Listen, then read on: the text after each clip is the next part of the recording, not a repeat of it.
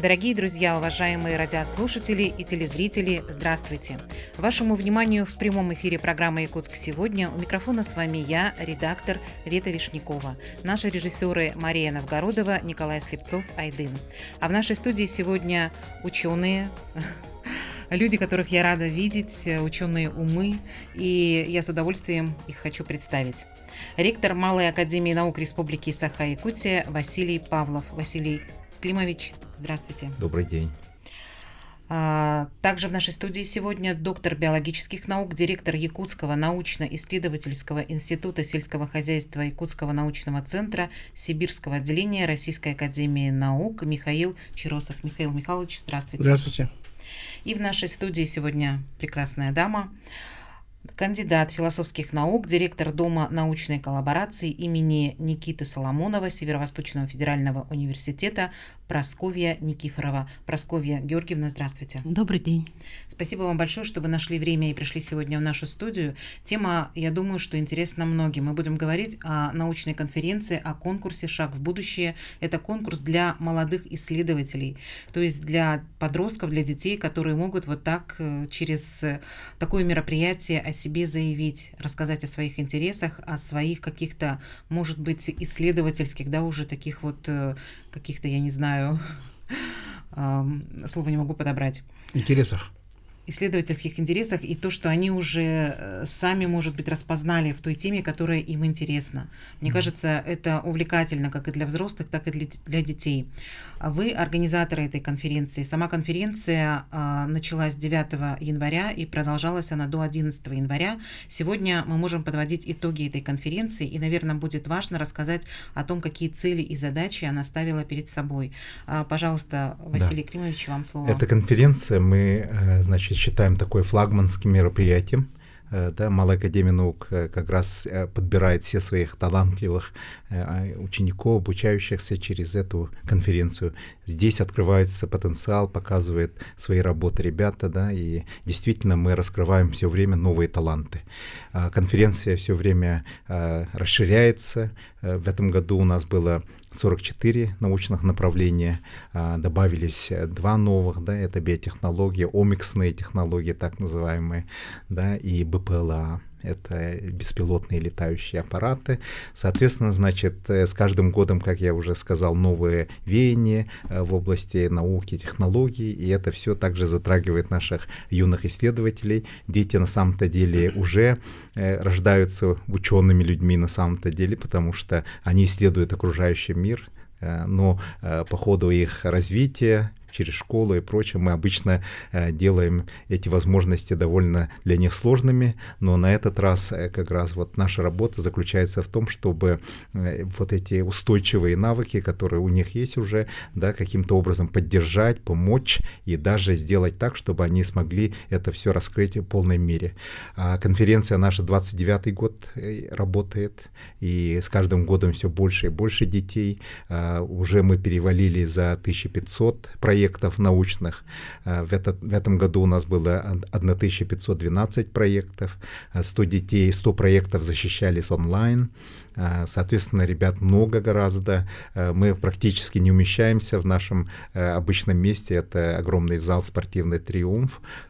И это, конечно, делает такое вот физическое ограничение, да, возможностям нашим, потому что на самом-то деле научные направления, их гораздо больше. Поэтому мы и квотируем, и, соответственно, ограничиваем число участников. Но с каждым годом, что радует, да, так сказать, больше и больше становится у нас участников с самых разных районов, улусов нашей республики, большой, огромной. Приезжают совершенно из севера ребята с очень интересными, красивыми проектами.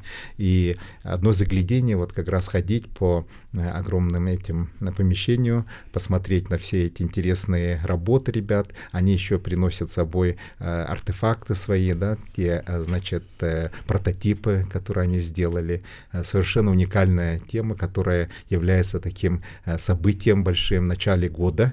И на самом-то деле можно уже похвалиться и сказать, что это самое большое мероприятие, которое затрагивает школьников в нашей стране. Да, так сказать, в нашем регионе как раз это и имеет место быть. Как раз это все начиналось очень скромно, да, так сказать, в самом самом начале стояли великие люди, да, наш первый президент Михаил Ефимович Николаев, он был инициатором всего этого движения у нас в Якутии. Правда, уже «Шаг в будущее» конференция имела место быть, да, так сказать, уже она работала. Это Бауманка, да, так сказать, активный такой центр научной деятельности в нашей стране, очень активно начала этим заниматься уже после того, как, значит, после вот перестроечного времени и прочее, впервые такое. А на самом-то деле школьные конференции существуют в мире давно, да, такие вот страны, которые называются азиатскими тиграми, Южная Корея, Япония, да, Сингапур и Китай сейчас, да, так сказать, Тайвань, они в свое время уже давно, 70-х годов, активно начали развивать такое вот именно направление работы с детьми. А в нашей стране это началось уже в 90-е годы, но исключительно популярно сейчас и все время развивается. И вот как раз у истоков стояли, как я сказал, великие люди. Наш первый академик Владимир Петрович Ларионов из народа Саха. Ну и, соответственно, значит, наш очень известный ученый, профессор Михаил Михайлович Чиросов, который может рассказать всю историю замечательную нашего вот такого события. Спасибо. Конечно, старт мощный взят в начале года, сразу с такого крупного мероприятия. И участники — это дети из разных улусов нашей республики. И это наверняка большая работа за кадром остается, которая проделана, чтобы дети добрались сюда, чтобы они смогли привести сюда свои вот изобретения, да, показать их. Михаил Михайлович, расскажите, пожалуйста. Ну, это очень большая работа, отборочные этапы. Мы вот уже говорим слово «квота», то есть наш триумф уже фактически переполнен, и там чуть-чуть немножко места есть, но не больше, чем 150 мест. И мы, соответственно, предварительно рассматриваем работы. Вообще, общее количество я не уточнял, но порой отдельные годы до 5-6 тысяч предварительных заявок, а это еще не считая того, что они это загружают в определенную базу, которую можно рассматривать, еще плюс на муниципальном, на школьном уровне везде идет фильтр. Мы уже сейчас понимаем, что это такая вот система отбора, где-то она очная, где-то она заочная, и поэтому эта система идет, и плюс у нас еще, это мы выдаем муниципалитетам в зависимости от их количества, предыдущего объема участия, качества, даем такие определенные места. Но есть еще конкурсы, которые мы вот специально поддерживаем, например, видим, направление появляется, мы предлагаем организаторам активно провести конкурс, они проводят его в виде сбора работ, в виде выступлений в дистанционном формате. Вот пандемия принесла нам такой, я считаю, вещь, гибридность многих отборов, и они отправляют, и порой эти работы, может быть, через вот традиционную систему не прошли бы. Ну вот сейчас, например, смотрите, у нас это беспилотники пошли, да, клеточные технологии, они вот по сравнению с другими работами многолетними, вот эти первые начинающие, они не так конкурентоспособны. То есть наш традиционный отбор, он приведет к тому, что они просто потушатся в начале. То есть скажут, ну вы же в начале пути, подождите, поработайте. А вот когда мы их отдельно, специальной такой зеленой зоной, как бы таможенной пропускаем, они когда проходят, то, соответственно, получая с разной республики, то и система развивается. Поэтому это очень большая работа, которую проводят эксперты. Эксперты у нас в основном из Северо-Восточного федерального университета, ну и традиционно, так как конференция начиналась в стенах Якутского научного центра, академик Ларионов прямо позвал, прямо к себе, можно считать, в организации, то количество экспертов у нас из науки академической, классической, из миротоведения, из других, оно довольно большое. Но все-таки в основном это Северо-Восточный федеральный университет, который вот на отборочных этапах, он в числе самых главных. Фактически они порой отбирают там основное количество детей. Потом есть у нас туровый принцип, но, наверное, об этом более подробно расскажет Процкоя Георгиевна. Да, я еще хотела обратить внимание, то, что вы говорите, так много заявок, да, 5-6 тысяч заявок, значит, это, участие в этой конференции, оно как-то мотивирует, значит, дальше как-то детям будет проще себя проявить, проще о себе заявить, раз они так хотят участвовать, или их родители больше этого хотят?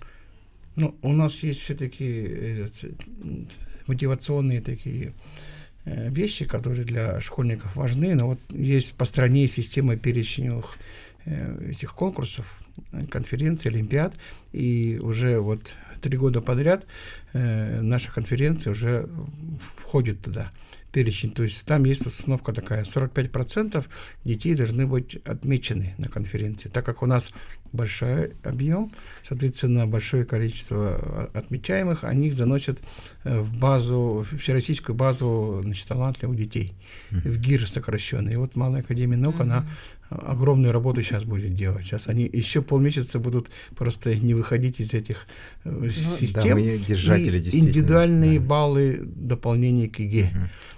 Вузы принимают решение, то 10 баллов, кому-то 5.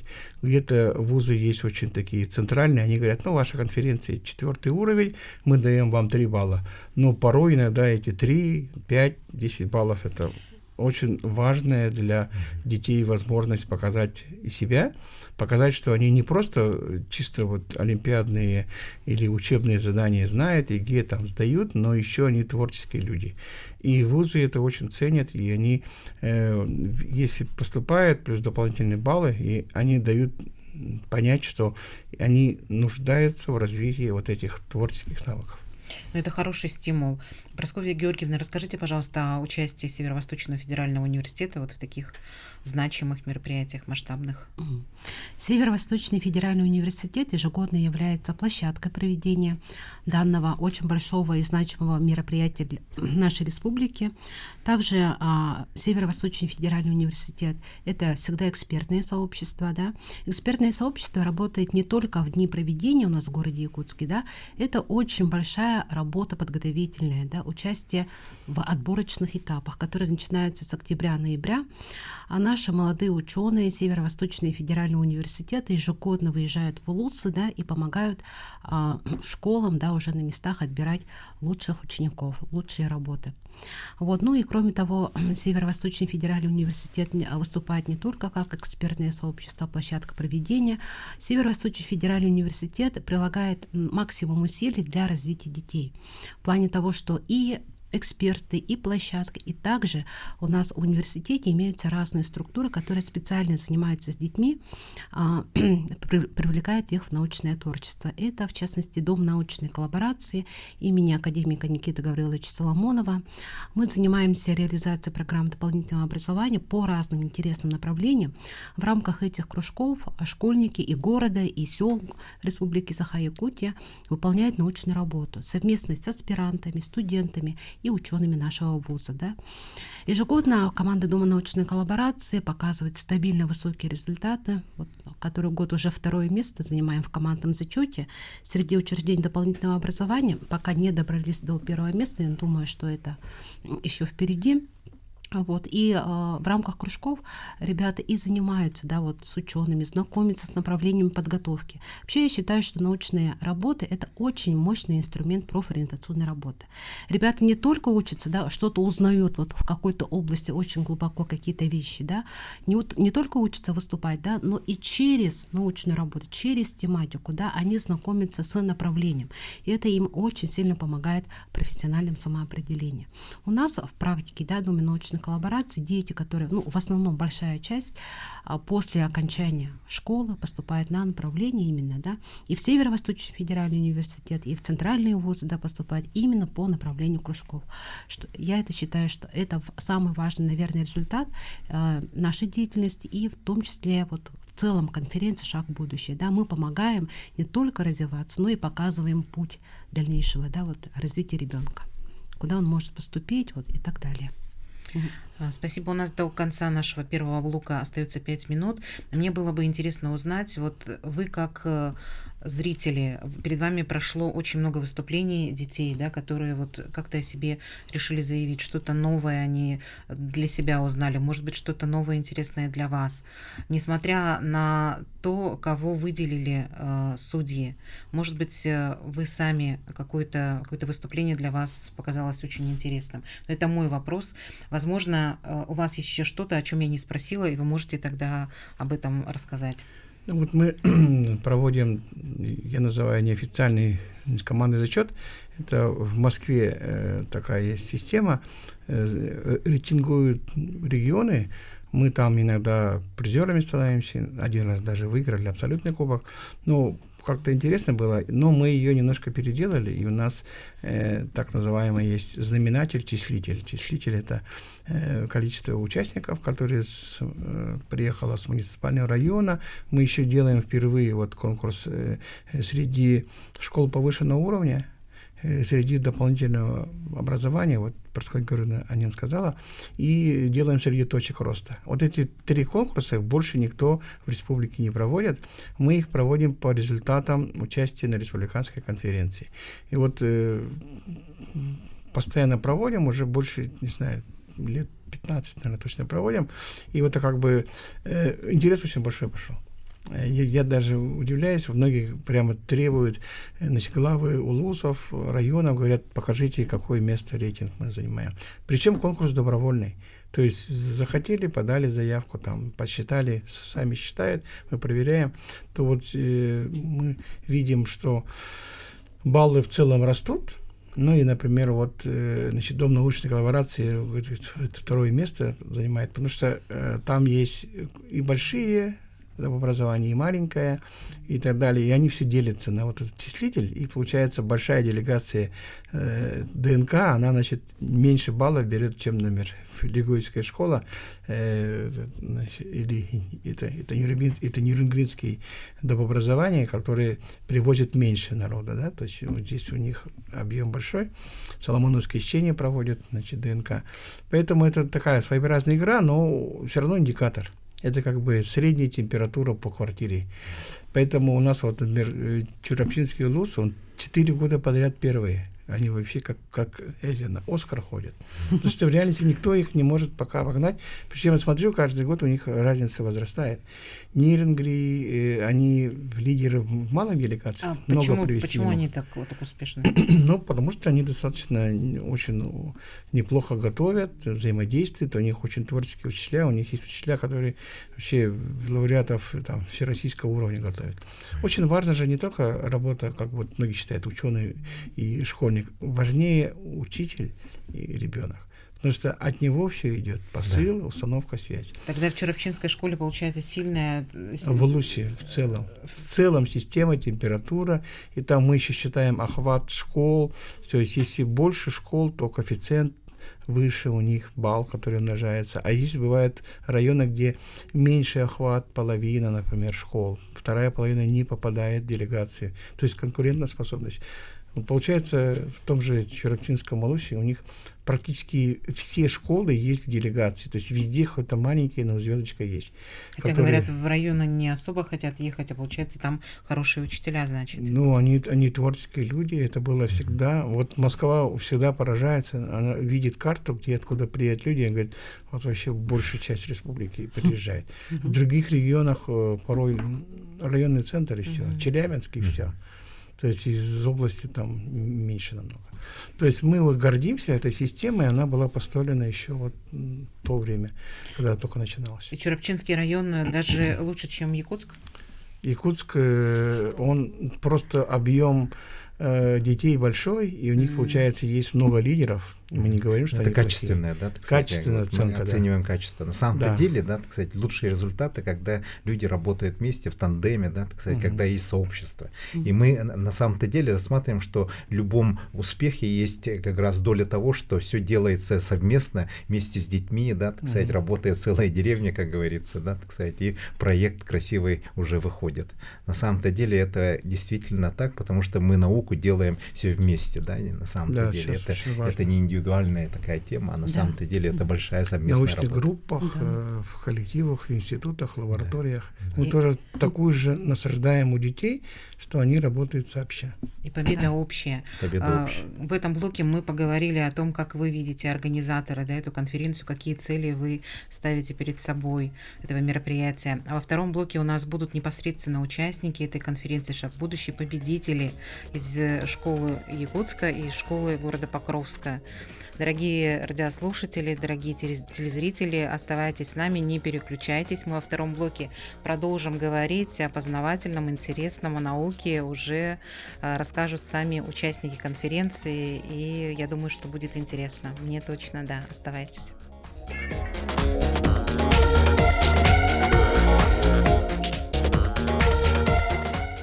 Дорогие друзья, уважаемые радиослушатели и телезрители, мы продолжаем.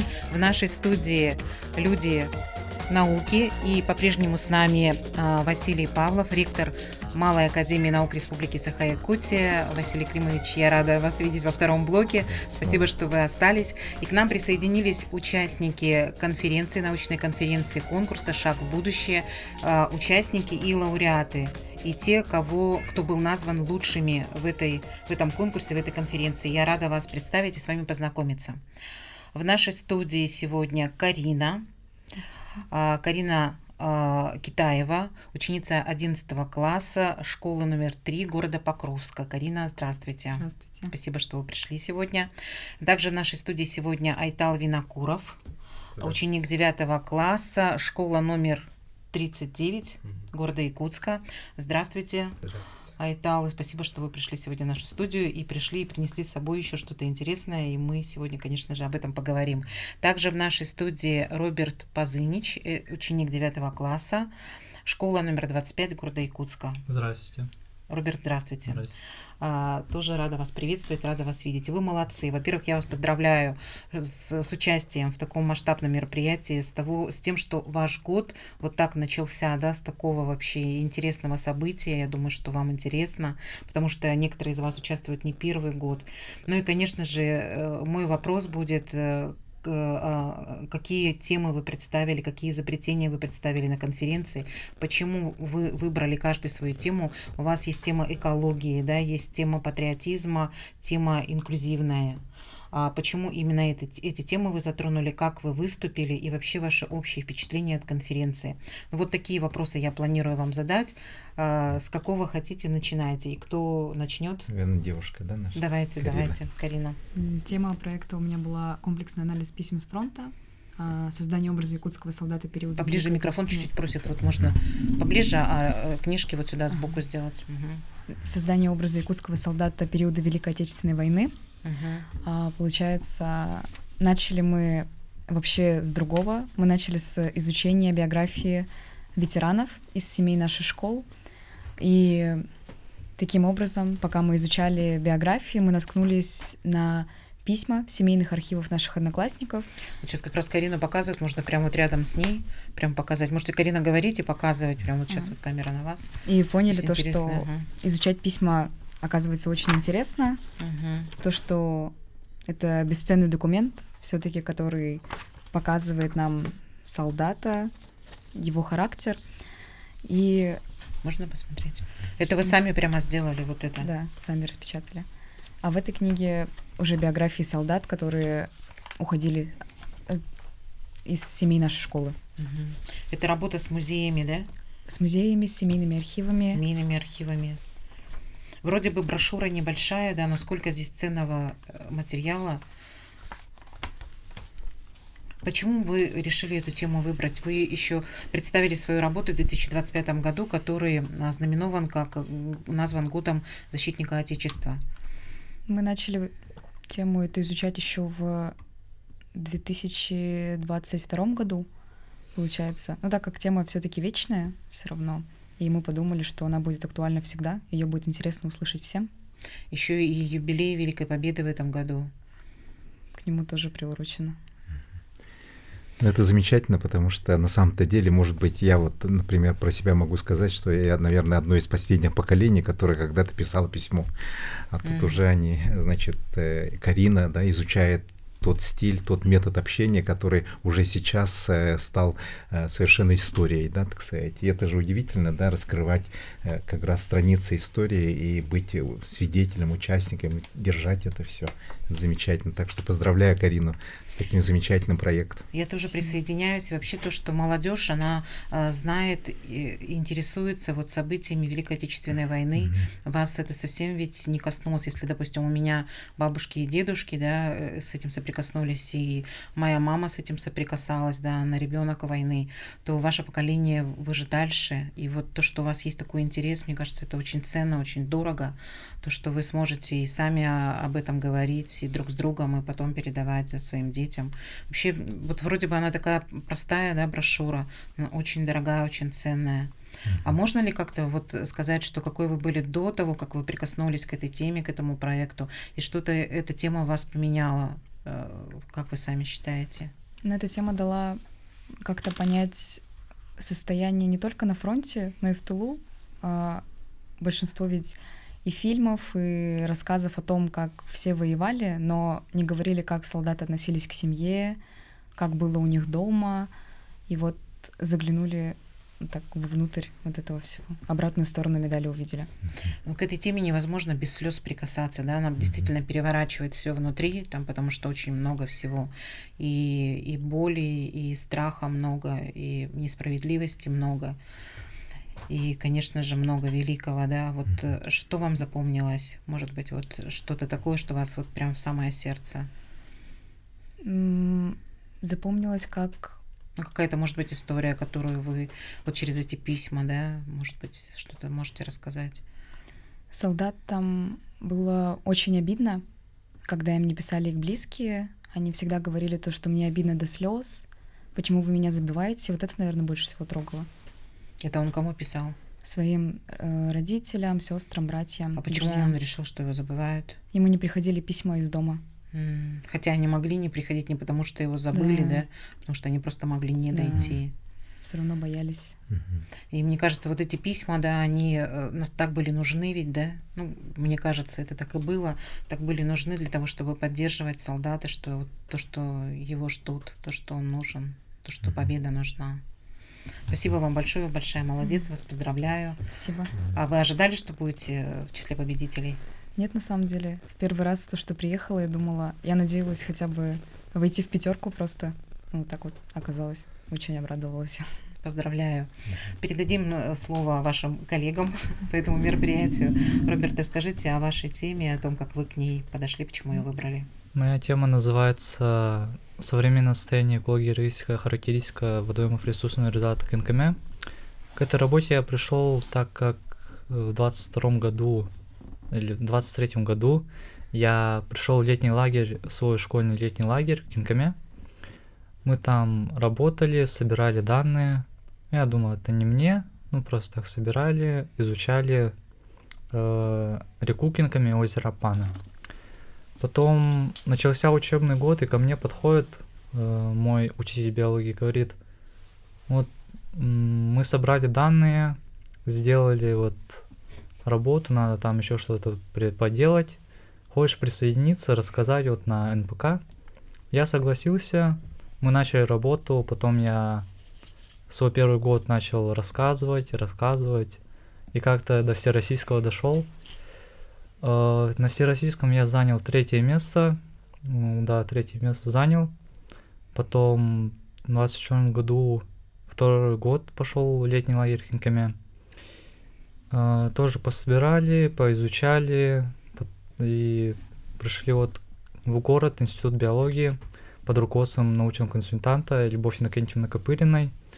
Мы там определяли виды, там данные всякие делали, составляли таблицы, доклад, и начался уже 2 год НПК.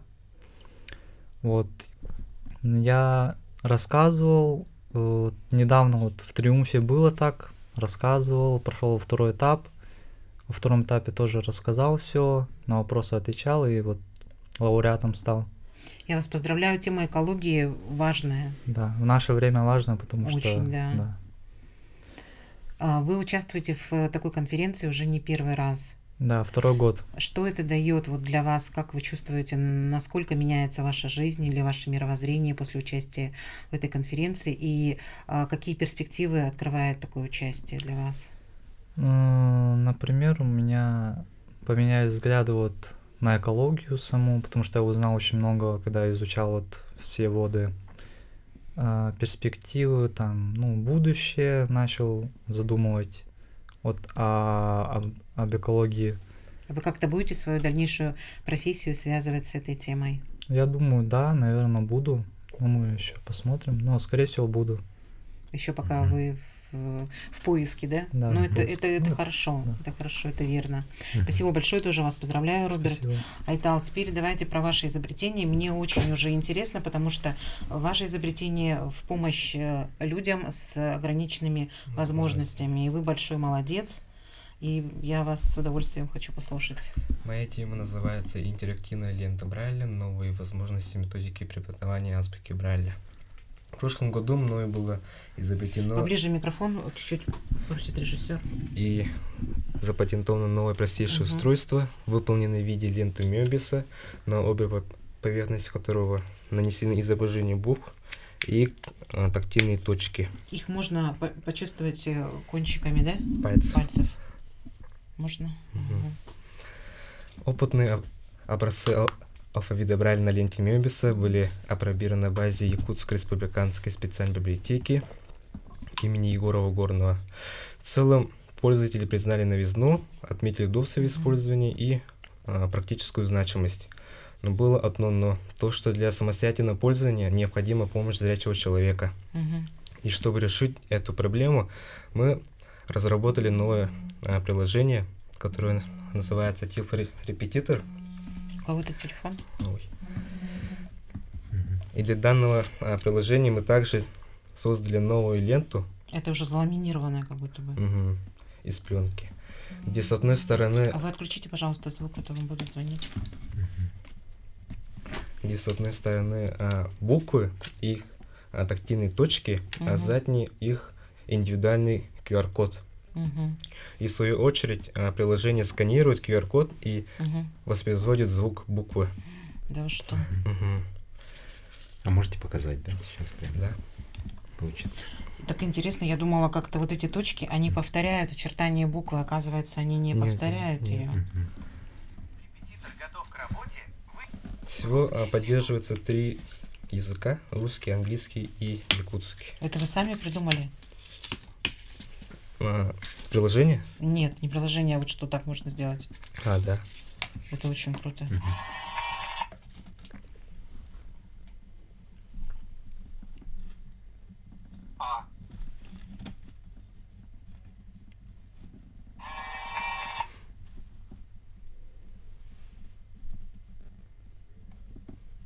Это человек, который не видит. Мгм. Он сможет, допустим, какую-то табличку, да, чтобы ему куда-то пройти, он сможет ее таким образом услышать, что Мгм. там написано, да? Мгм. Мгм. Спасибо большое. А почему вы решили эту тему взять? Почему это вам близко? Все началось с того, что я в 5 классе изучал ленту Мёбиса и понял, что с помощью него можно выучить алфавит и таблицу умножения. И в Мгм. это же время у меня была слепая бабушка. Мгм. В силу своего преклонного возраста она не могла учить алфавит.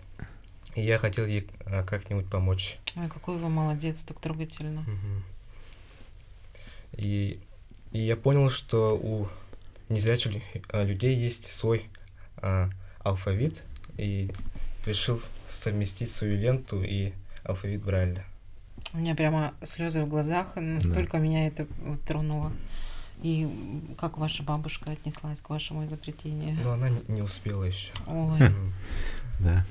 в смысле не Жалко. успела еще? Да нет, ну она уже. В смысле она не успела, потому что она умерла? Мгм.